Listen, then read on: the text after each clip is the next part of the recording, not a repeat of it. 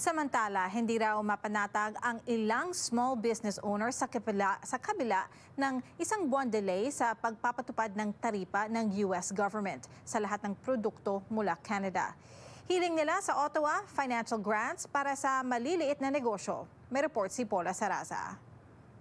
Kung ano yung nababasa ng mga tao sa news, it's not all the time, not everything people can process all at once, especially sa usaping tariffs. Mas lumaki raw ang pangamba ng mga Canadian small business owner matapos lagdaan ng Trump administration sa Amerika ang pagpapataw ng 25% metal tariffs sa imports mula Canada.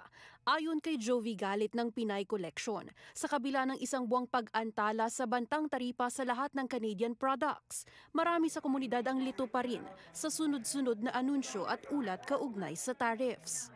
Nakatakot pa rin kahit mag-push through siya or kahit ano man ang mangyari, kahit i-delay na naman niya, damage has been done. Alam mo yun, may misinformation na nangyayari somewhere out there or sense of information na hindi maintindihan ng mga tao kasi talaga na-overwhelm mga tao sa lahat ng changes na inilalabas ng US government. Sa 5 taong pagninegosyo, nasa 6 na po hanggang 70% ng mga natatanggap na orders ng Pinay Collection mula sa Amerika.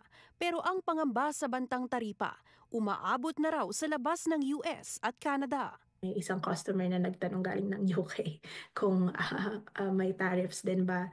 Dahil siguro na lang nakita nila yung tariff news na nanggagaling sa US na pa-realize sila may tariffs ba to pag bumili kami galing sa inyo bilang isang Canadian business. Abala naman ang Ottawa sa paghahanap ng paraan para tuluyang mahinto ang pagpapatupad ng taripa ni US President Donald Trump.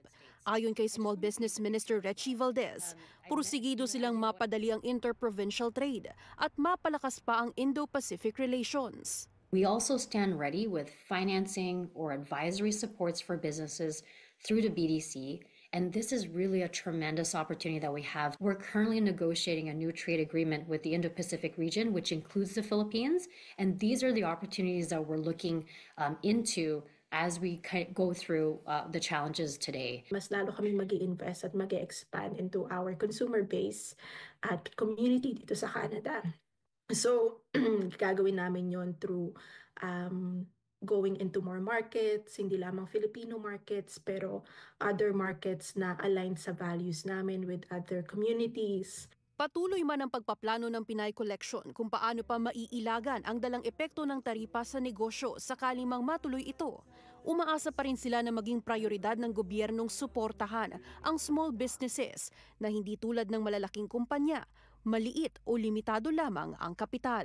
Meron bang mga financial relief programs na pwede silang i-offer, mga grants or subsidies to para ma-offset ang increased costs. Diinigalit huwag daw sanang baliwalain ang magiging epekto ng taripa sa mga immigrant communities, small business owner man o mamimili. Paula Saraza, Omni News, Toronto.